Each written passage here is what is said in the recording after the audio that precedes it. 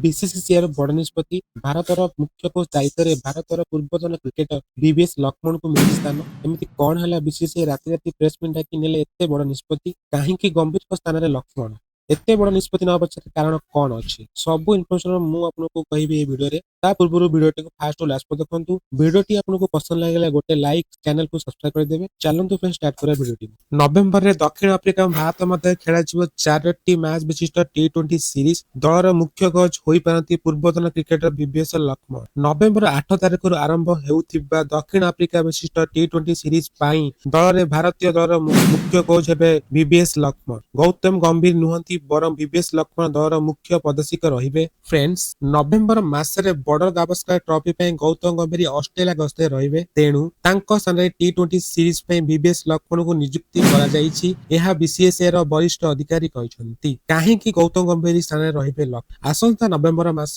8 10 13 एवं 15 तारिख रे दक्षिण अफ्रिका एवं भारत मध्य 4टी टी20 सीरीज खेला जिवो दक्षिण अफ्रिकार डबान गाबोन सेंचुरियन एवं जोहानबार्ग रे 4 टी20 आंतर्जातिक मैच खेला मैच रो कार्यसूची स्थिर पर गौतम गंभीर दक्षिण अफ्रिका यात्रा समय उपलब्ध रहिबे नाही बोली जणा काहे ना टी20 सीरीज समय नवेम्बर 10 रु 11 मध्य बॉर्डर गावस्कर ट्रॉफी